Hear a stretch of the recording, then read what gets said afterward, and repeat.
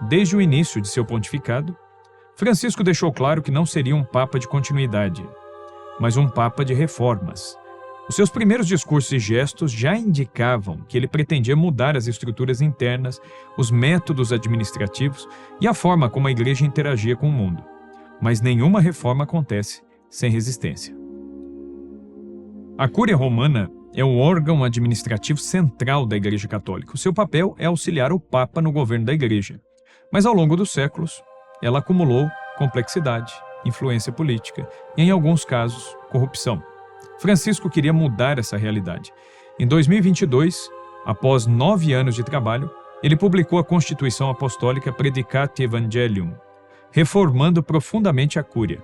Essas mudanças deram a ela uma nova formatação, semelhante ao governo geral da própria Companhia de Jesus, família religiosa a qual o Papa pertencia. As principais mudanças foram a transformação da estrutura hierárquica, dando mais protagonismo a organismos missionários e pastorais, também a possibilidade de leigos ocuparem cargos importantes como chefes de dicastérios, por exemplo. Também promoveu a unificação de várias instituições para evitar sobreposição de funções, além do fortalecimento do controle financeiro para impedir desvios de recursos. A principal inovação foi a ideia de que a missão da Igreja deve estar acima da burocracia interna. Essa reforma teve um impacto profundo. Alguns elogiaram a tentativa de reduzir a burocracia, enquanto outros a viram como uma descentralização perigosa. Muitos dentro da Cúria, acostumados a cargos vitalícios, resistiram à ideia de perder influência. Desde o século XV, o Vaticano enfrentou escândalos financeiros, alguns envolvendo figuras da alta hierarquia da Igreja. Francisco também decidiu enfrentar essa questão de forma direta. Ele implementou reformas para aumentar a transparência financeira e combater a corrupção.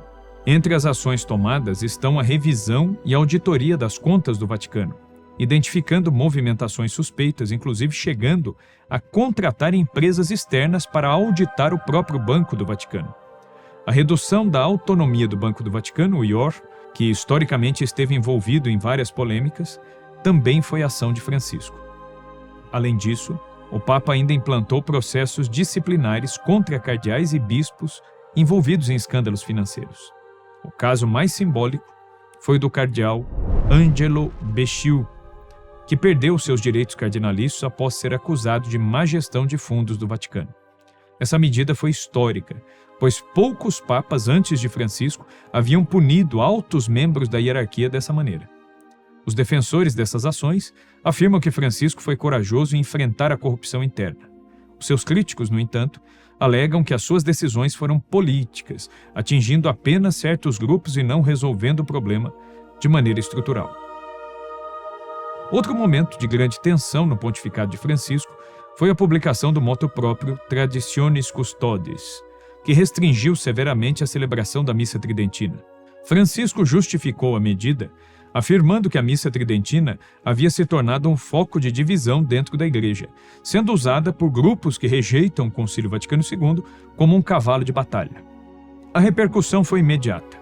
Bispos e fiéis tradicionalistas, ou pelo menos simpáticos à tradição, protestaram, alegando que estavam sendo marginalizados. Lideranças progressistas, entretanto, apoiaram a decisão. Também controvérsia foi a aproximação de Francisco com regimes políticos autoritários, especialmente a China. Em 2018, o Vaticano assinou um acordo secreto com o governo chinês sobre a nomeação de bispos. Isso marcou, pela primeira vez na história, em que a Santa Sé reconheceu a autoridade do Partido Comunista Chinês sobre o clero católico do país. O cardeal Joseph Zen, um dos mais influentes líderes católicos na Ásia, classificou o acordo como um pacto de Judas, pois negocia com um regime de exceção que sequer respeita os direitos humanos básicos e que não tem razão alguma para respeitar um acordo com a Igreja. Além disso, ainda merece destaque o empenho pessoal do Papa Francisco contra os abusos sexuais. Isso no interior da Igreja. Em 5 de abril de 2013, logo no início do seu pontificado, Francisco se reuniu com o então prefeito da Congregação para a Doutrina da Fé, o arcebispo Gerhard Ludwig Miller, para fortalecer a política de tolerância zero renovada por Bento XVI. Ele pediu medidas concretas para a proteção das vítimas e maior comprometimento das conferências episcopais no combate aos casos de abuso.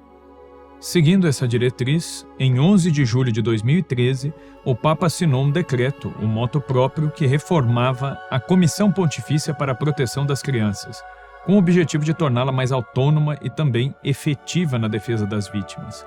Em abril de 2014, Francisco fez um pedido público de perdão pelos abusos cometidos por membros do clero. Ainda no mesmo ano, tomou uma decisão inédita ao ordenar a prisão do ex-arcebispo e ex-embaixador da Santa Sé, Joseph Vesolovsky, acusado de abusos sexuais quando era diplomata da Igreja na República Dominicana.